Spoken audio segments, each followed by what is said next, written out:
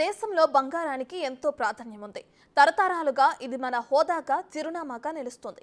అందుకే బంగారం డిమాండ్తో పాటే ధరలను పెంచుకుంటూ పోతుంది. తాజాగా పెరిగిన బంగారం ధరకు తగ్గట్టు గిరాకీ పెరగడంతో బంగారంపై చర్చ మొదలైంది. అసలు బంగారం ఇంతలా కొనడానికి కారణం ఏంటి? భవిష్యత్తులో బంగారం తగ్గుతుందా, పెరుగుతుందా? అవన్నీ తెలుసుకోవాలంటే లెట్స్ వాచ్ ది స్టోరీ.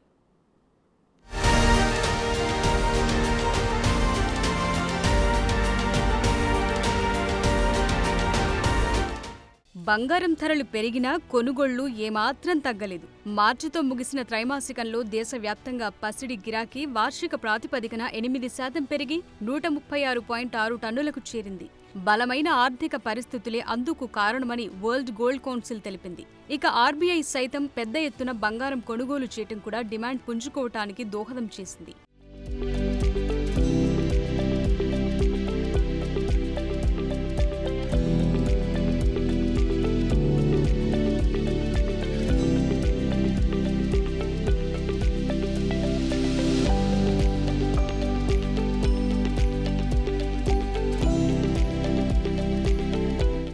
జనవరి మార్చి త్రైమాసికంలో బంగారం డిమాండ్ విలువ పరంగా చూసుకుంటే క్రితం ఏడాదితో పోలిస్తే 20% పెరిగి 75,470 కోట్లకు చేరింది. మొత్తం పసిడి గిరాకీలు ఆభరణాల వాటా 95.5 టన్నులు. ఇది వార్షిక ప్రాతిపదికన 4% పెరిగింది. పెట్టుబడుల కోసం కొనుగోలు చేసే బంగారం 19% పుంజుకుని 41.1 టన్నులకు చేరింది. భారత్లో కొనసాగుతున్న బలమైన స్థూల ఆర్థిక వాతావరణమే బంగారు ఆభరణాల గిరాకీకి దోహదం చేసిందని WGC తెలిపింది.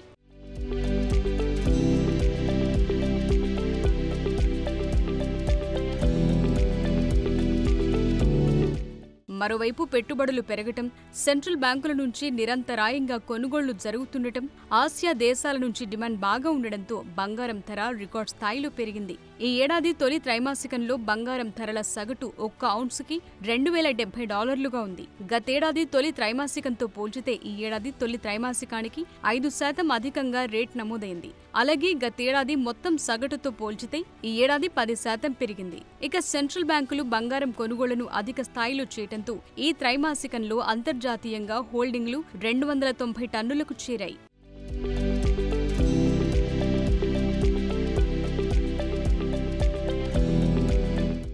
ఇక బంగారం ధరలు పెరగటానికి ప్రపంచంలో ఉన్న అనిశ్చితే కారణమంటున్నారు నిపుణులు. ప్రపంచంలో జరిగే అనేక భౌగోళిక, రాజకీయ సంఘటనలు కూడా బంగారం కొనుగోళ్లు పెరగటానికి దోహదపడతాయి. మిగిలిన వాటితో పోల్చితే సుస్థిరమైన ఆస్తిగా దీన్ని భావిస్తారు. ఆ అంచనాల కారణంగా తరచూ బంగారం ధరలు పెరుగుతాయి. 6 నెలలుగా జరుగుతున్న ఇజ్రాయెల్ హమాస్ యుద్ధం కూడా ధరల పెరుగుదలకు కారణం. ఇక చాలా మంది పెట్టుబడిదారులను బంగారంలో పెట్టుబడులు పెట్టడాన్ని ప్రోత్సహించింది. మరోవైపు బంగారం భవిష్యత్ అనుకోవటం, గోల్డ్ బాండ్ల ప్రాముఖ్యత పెరగటం, పెళ్లిళ్ల సీజన్ అన్ని రకాలతో బంగారం మీద కాసులు కురిపిస్తున్నారు భారతీయులు.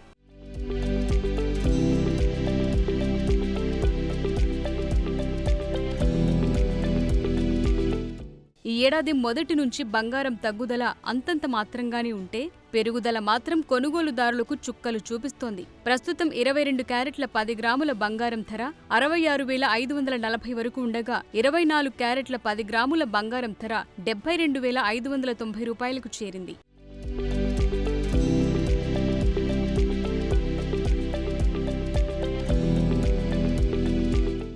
ఇంతలా బంగారం ధరలు పెరిగిపోతుండటంతో సామాన్య మధ్యతరగతి ప్రజలు ఇబ్బందులు పడే పరిస్థితి వచ్చింది. చిన్న మొత్తంలో బంగారాన్ని కొనుగోలు చేసేవారికైతే ఈ ధరలు చాలా ఆందోళన కలిగించే అంశమని నిపుణులు చెప్తున్నారు. అందుకే ఈ ధరలతో అసలు బంగారం కొంటామా లేదా అనే భావన వారిలో మొదలైంది. కొంతమంది పెట్టుబడిదారులు మాత్రం మరింతగా బంగారం ధరలు పెరిగే అవకాశం ఉంటుందని భావిస్తూ కొనుగోళ్లకు సిద్ధమవుతున్నారు. ఏదేమైనప్పటికీ భవిష్యత్తులో బంగారం ధరలు పెరుగుతాయా, తగ్గుతాయా అనేది ఇప్పట్లో అంచనా వేయలేని పరిస్థితి. కావున మార్కెట్ను అంచనా వేస్తూ పోవటం తప్ప చేసేదేమీ లేదు.